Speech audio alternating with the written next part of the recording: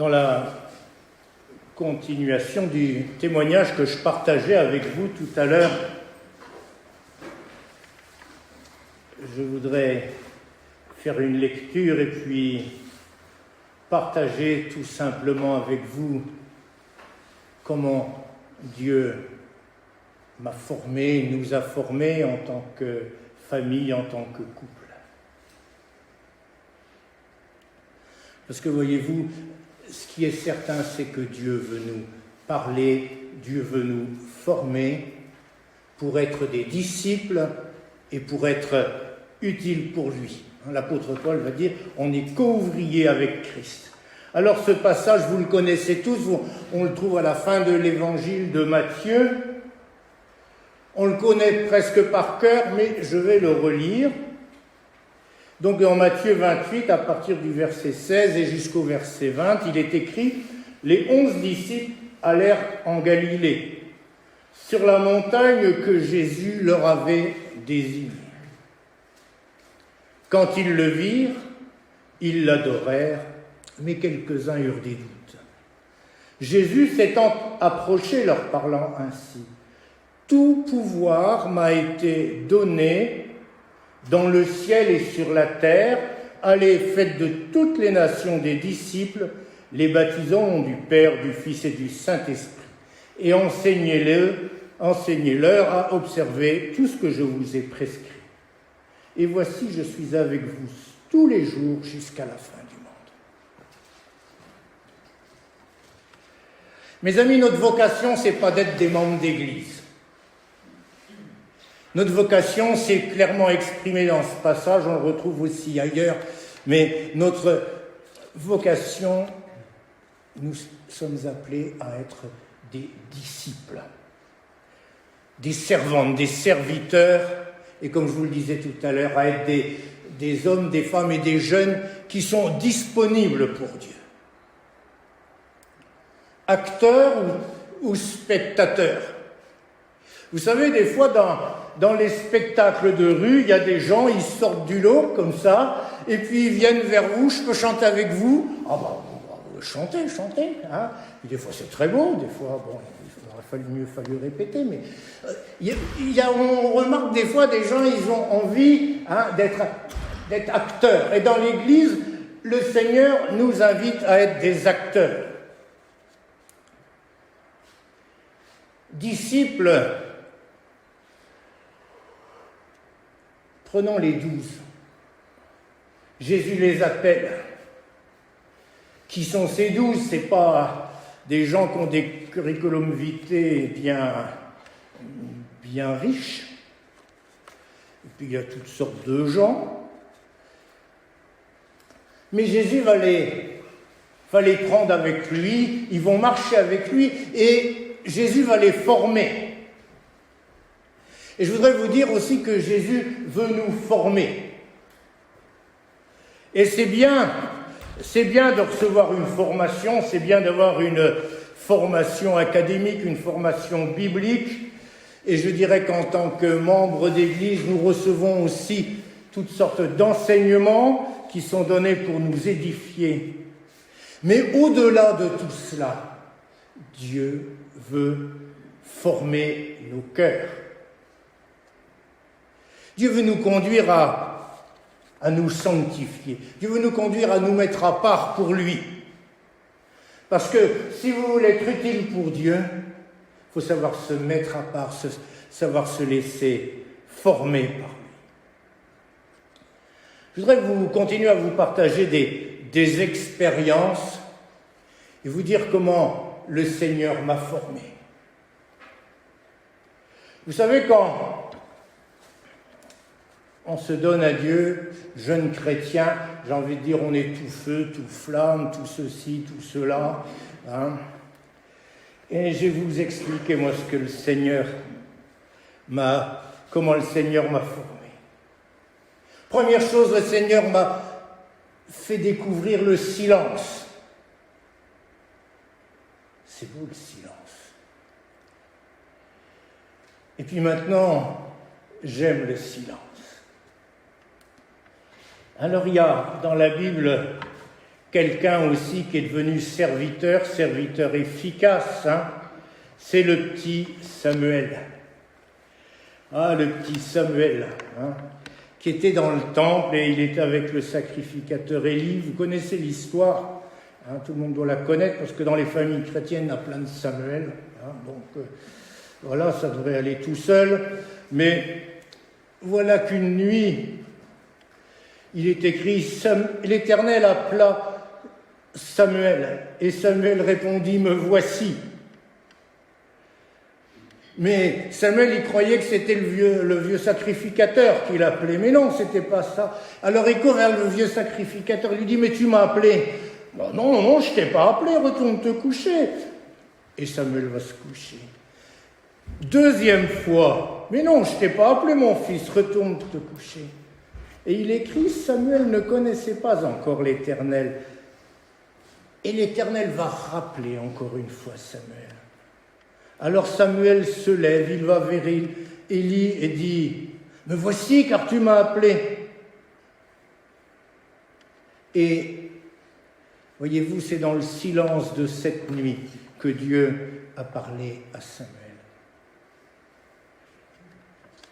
C'est dans le silence que Dieu nous parle. Mes amis, on a besoin de silence. Si vous voulez, moi je l'ai compris comme ça au fur et à mesure des années de jeunes chrétiens, puis de serviteurs aussi. J'ai compris qu'il était impératif d'avoir des moments de silence, savoir se retirer. Vous avez vu dans les matchs de foot, le foot ne m'intéresse pas du tout, mais j'aime bien en prendre quelques images de temps en temps. Quand on voit qu'un joueur il est un petit peu faiblard, il va sur la touche et on envoie un remplaçant. Oh, mais pourquoi faut que j'arrête de jouer? Alors, les journalistes, monsieur, on vous arrête de jouer, vous avez mieux de... Ouais, bon, vous savez comment c'est, le monde de fou, quoi. On a besoin de se retirer du jeu. On a besoin de se mettre à part pour entendre la voix de Dieu. Si je vis dans une perpétuelle agitation, un perpétuel activisme, comment est-ce que je vais entendre la voix de Dieu? Le silence, c'est le lieu ou le temps de rencontre avec Dieu. Je sors, je vais me promener tout seul. Même en ville, en hiver c'est en ville, en été c'est dans la montagne, mais il n'y a que là que j'entends, il n'y a que là que je comprends. Et je voudrais vous encourager à ne pas négliger les temps de silence. Je voudrais aussi vous dire que Dieu aime notre silence. Vous connaissez le psaume 1er, hein. Heureux celui qui ne s'arrête pas, qui ne discute pas à gauche, à droite, mais qui cherche la pensée de l'Éternel, qui médite la parole de Dieu jour et nuit. Quand j'étais à Paris, je voyais des gens, ils lisaient des petits évangiles dans le métro. Moi, j'arrive pas. Je regarde le plan des stations, je regarde où j'en suis, je regarde où je vais. Silence, mes amis. Le silence, ça se cultive. Il faut mettre un peu d'engrais, c'est le Saint-Esprit qui s'en occupe. Mais notre problème, c'est qu'on est une génération de bavards. On est une génération de commentateurs. J'en viens au football, 2 équipes de 11 personnes, les arbitres et tout ça. Vous allumez la radio, une centaine de commentateurs. Il ferait mieux d'aller sur le terrain puis de voir un peu ce que c'est. Hein ? Faisons attention à ça. Parfois, on se sent obligé d'avoir quelque chose à dire. On a toujours envie de dire quelque chose. Et parfois, ça casse notre communion avec Dieu. On a toujours quelque chose à dire sur les uns, sur les autres, sur l'Église, sur l'organisation. Faites silence devant l'Éternel, nous dit la Bible. Alors, silence dans mon cœur, silence aussi et réserve. devant tous les bruits, devant toutes les rumeurs, partout, c'est comme ça, c'est comme ça.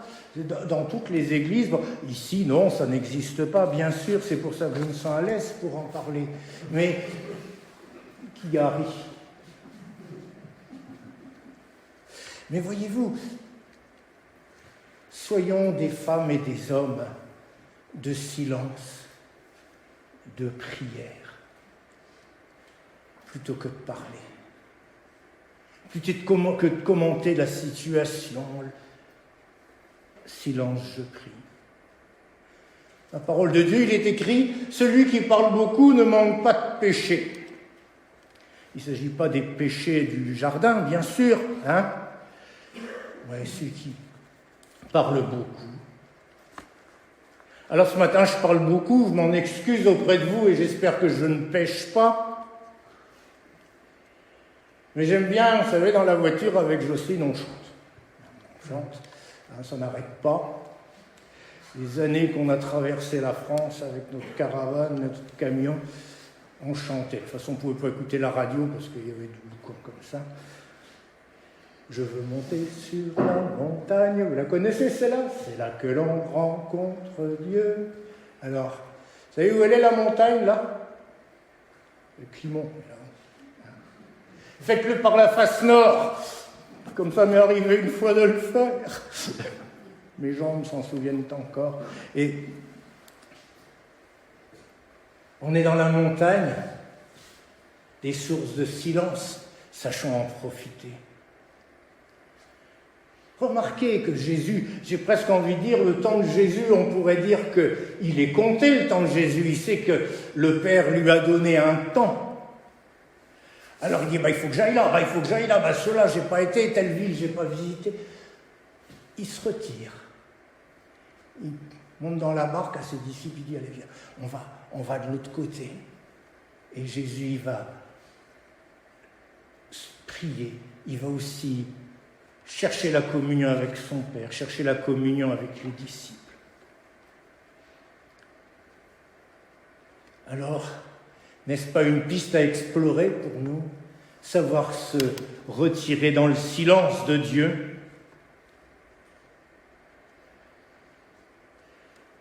Le disciple serviteur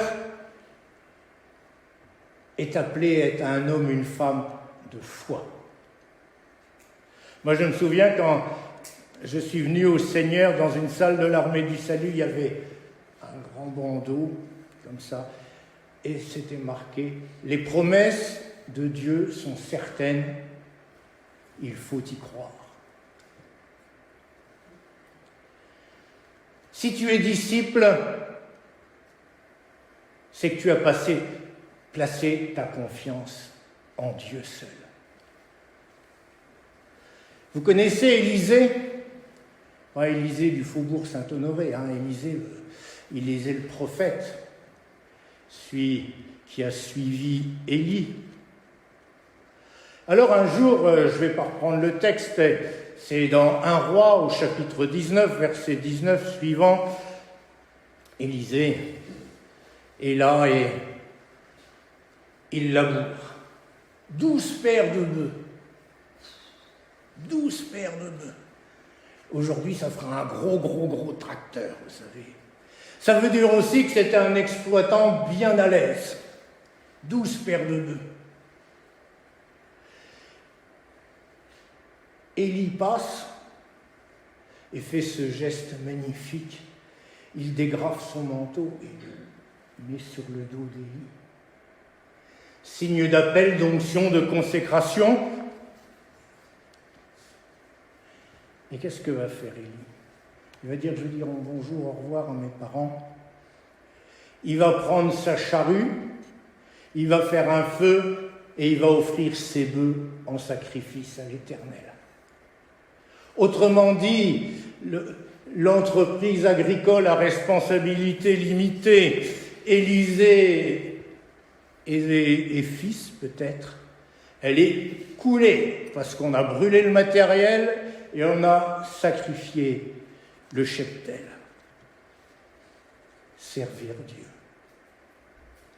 Servir Dieu, c'est aussi faire des choix, mes amis. C'est aussi renoncer. Moi, j'ai rencontré dans le temps, et vous en avez peut-être vu comme ça aussi, des gens, ils disaient, oui, moi, je sais que le Seigneur m'a appelé pour partir comme missionnaire. Ben voilà, on n'est jamais parti, on était toujours dans la réflexion. À 25 ans, on a entendu l'appel de Dieu. À 30 ans, on était en train de se demander encore, puis après 40 ans, puis après 50 ans. Alors si Dieu vous appelle, allez-y. Allez-y, nous c'est ce qu'on a vécu. Allez-y. Il s'occupe de tout. Jésus, il va dire, on voit ça dans l'évangile selon Luc, et on va revenir à une comparaison agricole, et en particulier à une charrue. Jésus dit, celui qui met la main à la charrue et qui regarde en arrière n'est pas propre au royaume de Dieu. Parce que c'est sûr que la charrue, ça se prend comme ça.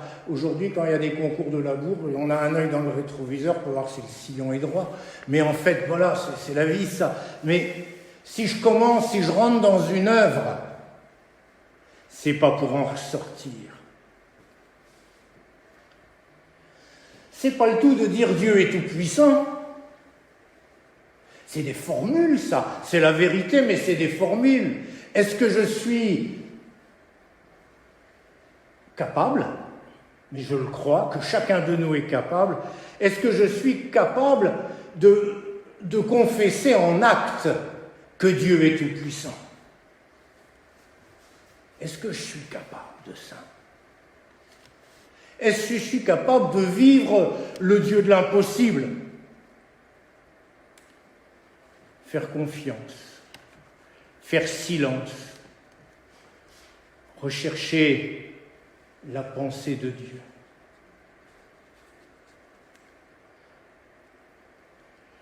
Le serviteur, le disciple,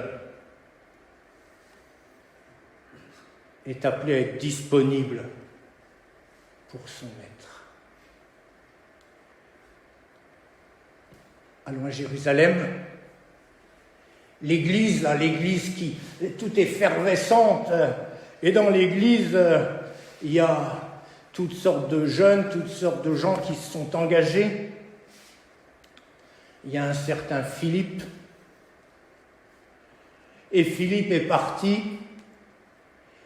annoncer l'évangile, annoncer Jésus-Christ en Samarie. La semaine dernière, on nous a parlé de la Samarie.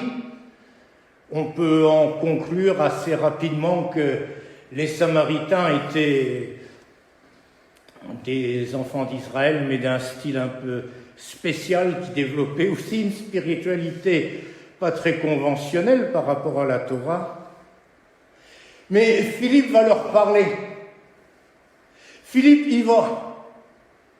Alors qu'a priori, ces gens-là, ah bon, vous venez de Jérusalem, allez, remballer.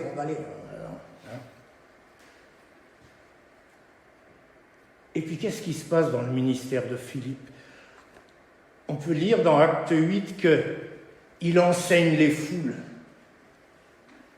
Et alors, il enseigne les foules, donc je vous dis, en Samarie en plus.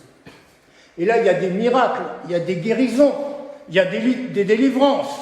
C'est écrit. Alors il doit se dire, oh là là, Dieu m'a confié un ministère extraordinaire, un ministère international, je vais bientôt passer sur Internet. Il y a des foules qui viennent, il y a des gens qui s'avancent, qui prennent des décisions, il y a des malades qui sont guéris. Et un jour, Dieu lui parle. Et on voit ça dans le livre des Actes, au chapitre 28, au verset 26. Et Dieu va lui dire, bon, tu laisses tout ça, tu te mets en route et tu vas descendre sur la route qui descend au sud de Jérusalem. Et la Bible précise, la route, c'est une route dans le désert, il n'y a personne, et puis tu vas bien voir ce qui va se passer. Le texte nous dit que Philippe y est allé. Mais Seigneur, c'est pas mon ministère, ça. Tu m'as donné un ministère puissant. Tu m'as dit de parler aux païens. Tu nous as donné des pouvoirs de faire des miracles. Mais Seigneur, c'est ça mon ministère. Alors qu'est-ce que c'est que cette affaire-là? Tu me fais changer d'orientation. Pourtant, tu m'avais choisi, tu m'as établi pour ça. Va sur le chemin du désert, va sur la route de Gaza. Il n'y a personne. Vous êtes sûr qu'il n'y a personne? Vous êtes sûr qu'il n'y a personne? Qu'est-ce que c'est que ce plan de Dieu? Soyons sensibles à la voix de l'Éternel. Lève-toi, va du côté du midi sur le chemin qui descend de Jérusalem à Gaza, celui qui est désert. Et voilà qu'il va rencontrer un Éthiopien, un eunuque, un ministre de la reine d'Éthiopie, ministre des Finances, surintendant de tous les trésors. Et il lisait le prophète Ésaïe. Vous voyez un petit peu le bord, là, avec sa caravane, là. Toc, toc, toc, toc, et puis il a le temps de lire les rouleaux. Il ne lit pas la Bible sur son smartphone, mais je ne sais pas comment il a fait pour avoir les rouleaux. Et là, le contact s'établit. Philippe, il passe, là, l'Éthiopien aussi, puis il entend la lecture d'Ésaïe. Oh, qu'est-ce que c'est que ce gars-là qui écoute Ésaïe comme ça? Alors il va au contact, il lui dit, est-ce que tu comprends ce que tu lis?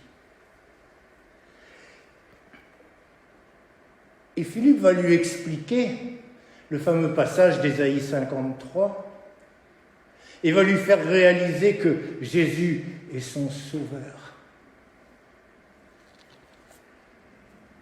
Vous savez, mes amis, je crois que la disponibilité, j'ai envie de dire que c'est une certaine souplesse spirituelle. Et en tout cas, elle rejoint l'humilité. Je suis serviteur, j'ai un ministère, je ne suis rien.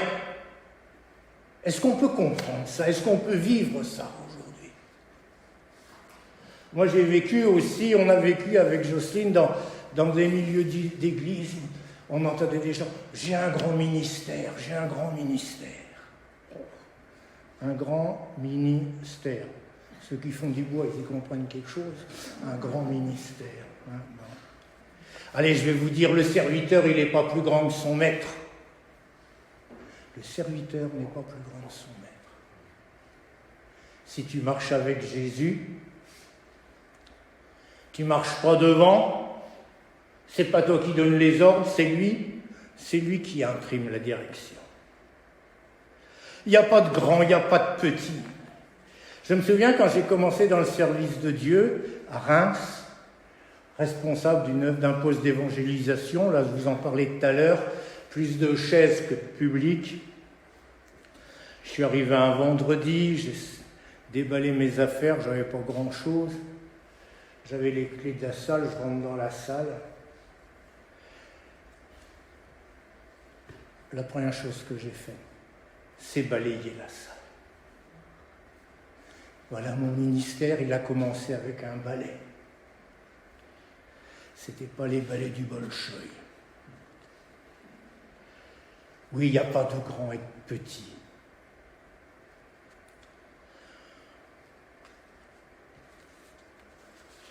Je voulais aussi vous donner, vous savez, un autre témoignage, comme quoi le Seigneur, parfois, il nous appelle des choses qu'on ne comprend pas.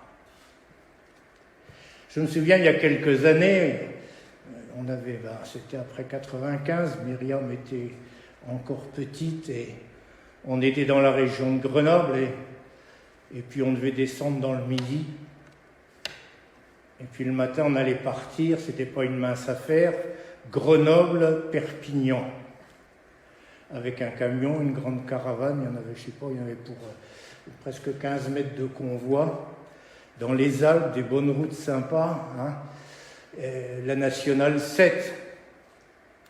C'est pas tout de le chanter, Nationale 7. Il faut conduire sur la Nationale 7 avec un cirque, avec un chapiteau et tout. Et Le matin, on avait prié, parce que nous, c'est rare qu'on descende si bas. Et je me souviens, je me vois encore, on faisait comme ça, dans le temps, on priait tous les deux devant le camion. Et on a dit, Seigneur, trouve-nous une place pour ce soir. Parce que vous n'allez pas vous arrêter sur le parking de Cora avec un fourbi pareil. Hein, vous allez rester un quart d'heure et puis c'est tout. Disponible pour Dieu. Allez, on a dit, on y va.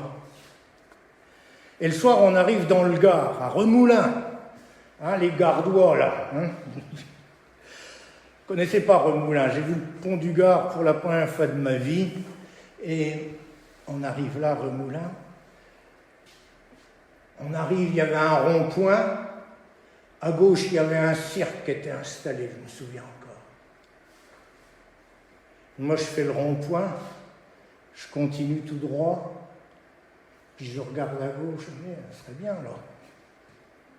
Deuxième rond-point, on revient, on repasse. On rentre avec notre camion, notre caravane dans le cirque. On dit, bonjour, on ne peut pas rester une nuit là-bas ? Oh, ben oui, qui dit le gars, ben mettez-vous au fond avec votre camion et tout. Si je repars demain, on n'est pas là pour vous embêter. Hein. On va se garer plutôt au fond. De là où ils étaient, demi-tour et tout. Oh, je dis à Jocelyne, tu sais pas quoi, il y a même un robinet. Alors on s'installe, tranquille. Puis d'un coup, je vois un gars qui arrive. Bonjour monsieur. Je lui dis, je ne dérange pas, non? C'était le propriétaire du terrain, c'était un cultivateur. Lui, non, vous ne me dérangez pas, il y a de l'eau, vous pouvez vous servir. Je me souviens de ça, ça nous a touchés. Vous savez, quand on est comme ça dehors, bon, de l'eau, il en faut toujours.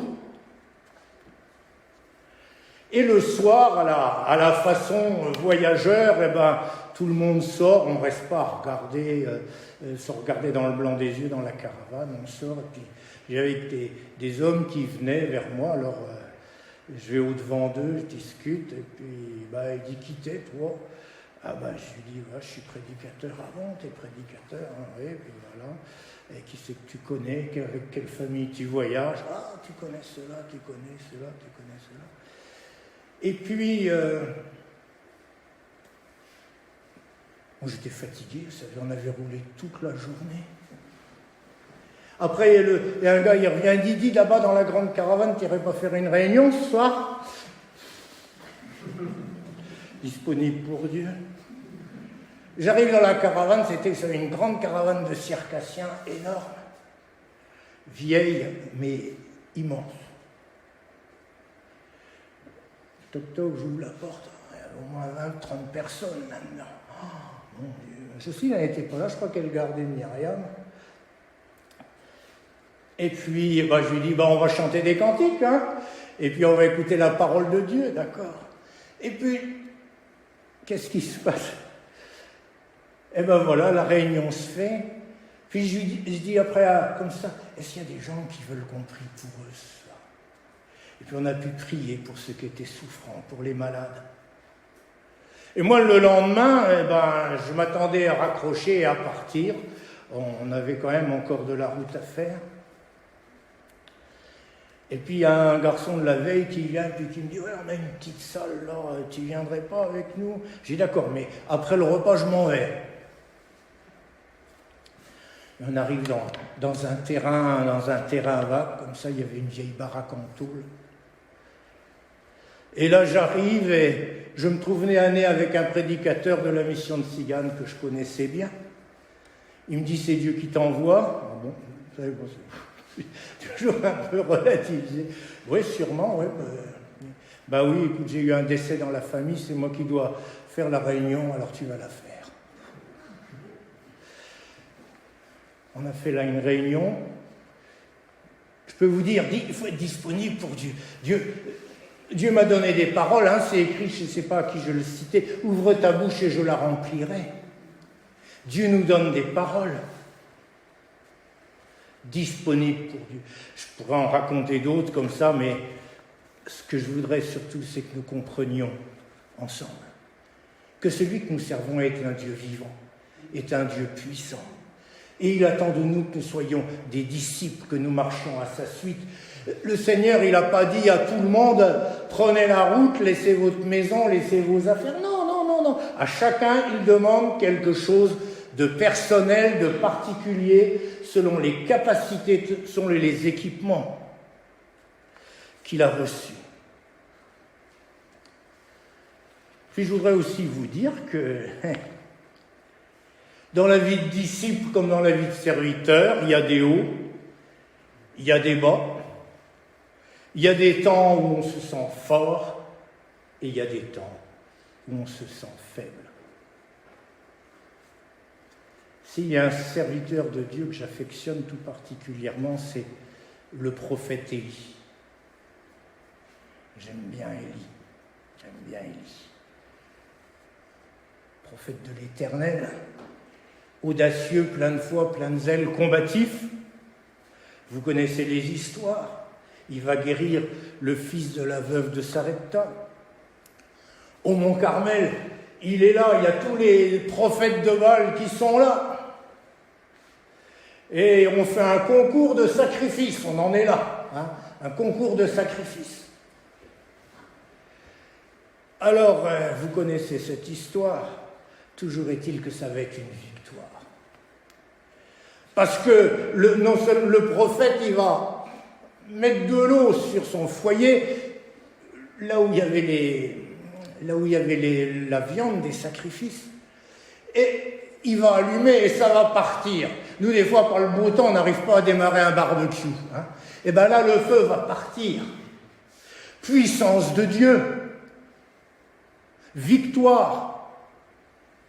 Mais ce n'est pas une histoire de barbecue, c'est une histoire pour montrer que Dieu est plus fort que toutes les puissances païennes.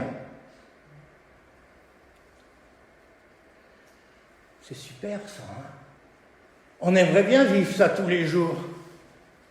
Mais voilà tout d'un coup que Jézabel veut la tête d'Élie. Alors Élie va prendre le maquis, il va partir dans la montagne, et il va être là, il est découragé. Oh là là, j'ai déployé mon zèle pour l'Éternel des armées, puis voilà où j'en suis. Et il est là, au bord du torrent de Crérit. Oh là là, quelle vie. Oh, si j'avais su, j'aurais pas venu. Et Dieu va le visiter, il va le restaurer. Il va le nourrir.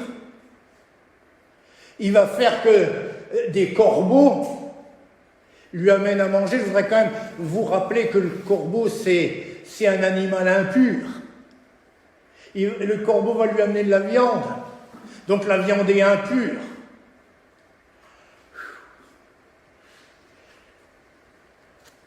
Comment Dieu se sert des choses? Et Dieu va parler à son cœur. Dans le silence de la montagne, Dieu va lui parler. Dieu va le nourrir et le prophète va repartir. Ça, c'est beau, ça. Vous savez, parfois, dans une vie de disciple, dans une vie de serviteur, on peut vivre des moments de découragement. On peut vivre des moments d'échec. On peut vivre des moments pénibles, vous savez, des moments où on est critiqué, où on est blessé. Et quand on est blessé, c'est jamais par les païens, c'est toujours par des chrétiens. Grand mystère. Rien ne va plus. Rien ne va plus. Bon, allez, je laisse tomber, c'est bien. Je me retire, qui se débrouille. Moi, j'ai vécu des moments comme ça. Et je me souviens encore, dans l'émission avec les tziganes, je chantais. Et il y avait un chant qui disait « Je lève les yeux vers le montagne, d'où viendra le secours ?» Psaume 121. Le secours me vient de l'Éternel qui créa les cieux et la terre. Il ne permettra que ton pied chancelle. Mes amis, rien ne peut m'atteindre si je reste dans la pensée du Seigneur. rien ne peut m'atteindre. Psaume 91, hein, que 1000 tombent à ta... Bon. Ça va pas? Seigneur, qu'est-ce que je peux faire? On avance. D'accord? Vous savez, des fois on chante le Dieu de victoire habite en moi, et vas-y, on tape dans la main et on saute en l'air. Hein. Et quand on sort, premier petit truc qui va pas, on est là. Quel rôle d'habitation. Hein.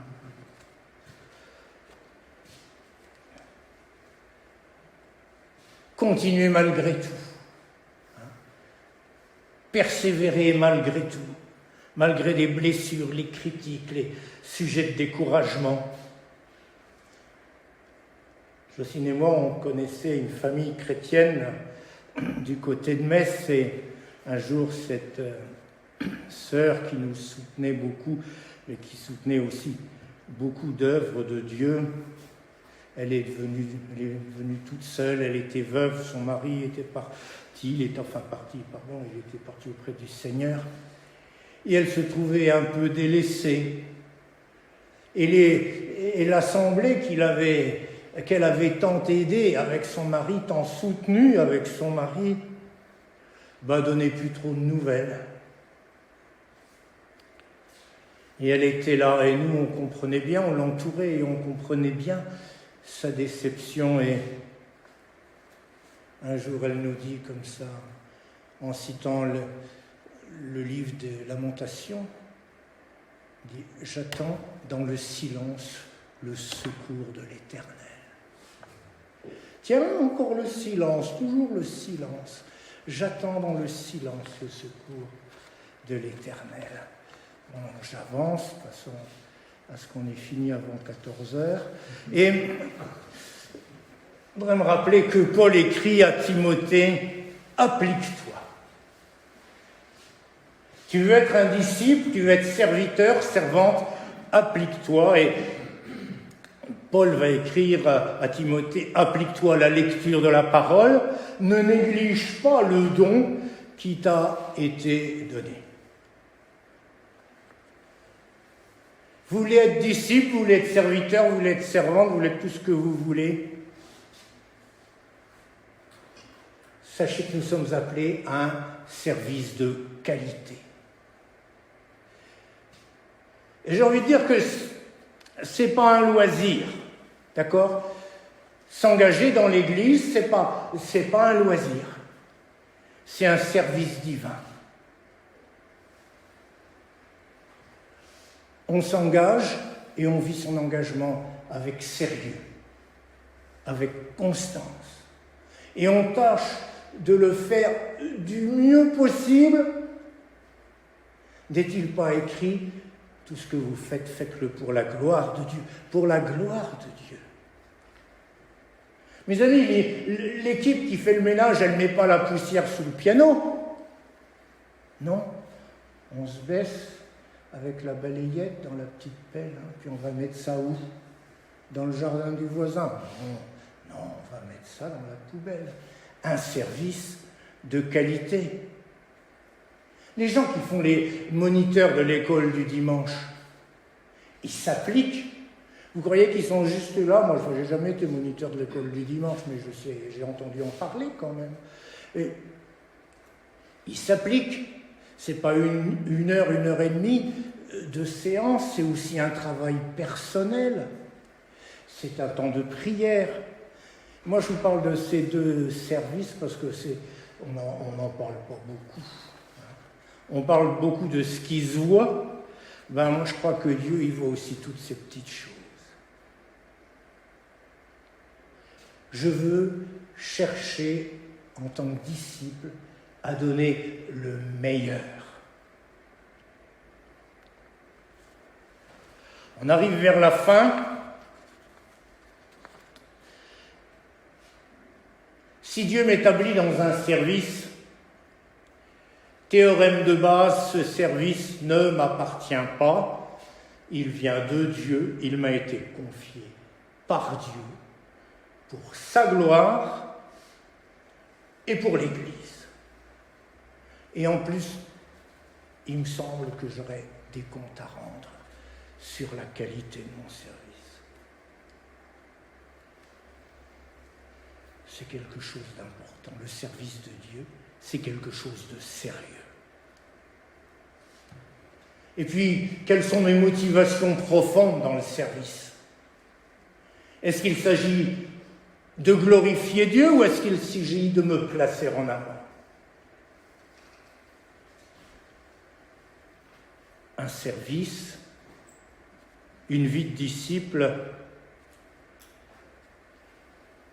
c'est pas un solo. C'est une partition qui se joue avec les frères, les sœurs, les responsables spirituels. Le service, c'est pas non plus l'activisme. Marthe et Marie. Qui c'est qui a choisi la bonne part? Celle qui s'est mise aux pieds de Jésus. L'autre, elle était en train de faire tourner le lave-vaisselle, elle faisait des frites, je ne sais pas quoi. Mais elle était là, elle était dans l'agitation. Qu'est-ce qui se passe? Non. Choisir la bonne part.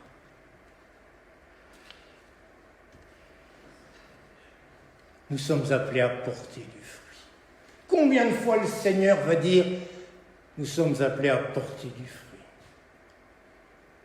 Ah ouais, mais le fruit, c'est quoi porter du fruit? Tu es disciple, je suis disciple de Jésus. Mon fruit, c'est quoi? Où est-ce que Dieu m'attend? L'amour, la joie, la paix, la patience, la bienveillance, la douceur, la maîtrise de soi. J'ai envie de dire des paroles de bénédiction, des temps de silence, des temps de prière. C'est ça mon fruit, d'accord? C'est ça le fruit que Dieu nous appelle. Ne cherchons pas une vaine gloire, dit l'apôtre Paul, et en nous emportant, nous portant en vie les uns contre les autres, en nous provoquant les uns les autres. C'est quoi le fruit qu'il y a dans mon panier, là? Je viens, c'est la fête des récoltes. On met des fruits, là. On met des légumes devant. Je me présenterai un jour devant Dieu. Bon, il n'y a pas le feu, mais enfin, ça arrivera un jour. Et quel fruit je vais apporter? Quel fruit je vais apporter?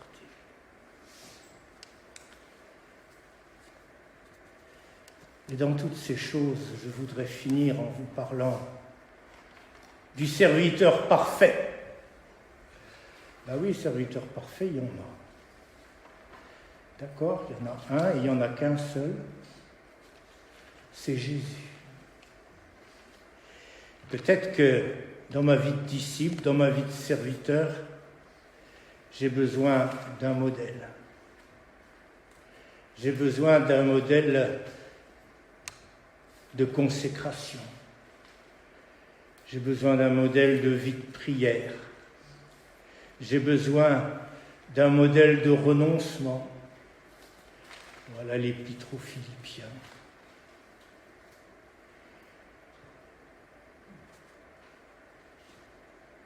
Que chacun de vous, au lieu de considérer ses propres intérêts, dit l'apôtre, considère aussi ceux des autres. Ayez en vous les sentiments qui étaient en Jésus-Christ. C'est ça pour moi être disciple. Oh, je suis comme l'apôtre Paul, je n'ai pas la perfection, mais je voudrais rentrer dans cette sanctification personnelle. Existant en forme de Dieu, dit l'apôtre, il n'a point regardé son égalité avec Dieu comme une proie arrachée, mais il s'est dépouillé lui-même. Vous vous rendez compte, il s'est dépouillé. Existant en forme de Dieu, il s'était dépouillé. Le fils du patron s'est fait balayeur, ça vous choque pas, ça? C'est pas un déclassement social, ça? Existant en forme de Dieu. Il n'a point regardé, il a laissé sa gloire pour un temps. Il s'est ébouillé lui-même en prenant les formes de serviteur. Vous savez ce que c'était un serviteur dans l'Antiquité? C'était pas un gars qui faisait 35 heures et qui était syndiqué à la CGT. Hein. Le serviteur de l'Antiquité, c'est un quasi-esclave. Voilà, il a pris une forme de serviteur en devenant semblable aux hommes. Il est paru comme un vrai homme, même s'il était Dieu. Il s'est humilié lui-même, se rendant obéissant jusqu'à la mort. Oui, je lis bien, obéissant jusqu'à la mort, même jusqu'à la mort de la croix. Et c'est pourquoi Dieu l'a souverainement élevé. Il lui a donné ce nom qui est au-dessus de tout. Voilà ce que je voulais partager avec vous. Je voudrais vous dire simplement, c'est comme ça que Dieu m'a formé. Voilà ce que j'ai appris dans un certain nombre d'années de service, de ministère. L'autre jour, il y avait des concours d'âge. Là, je ne sais plus, bon, nous, on n'est pas encore là. Hein, mais pourtant, Dieu nous forme chaque jour.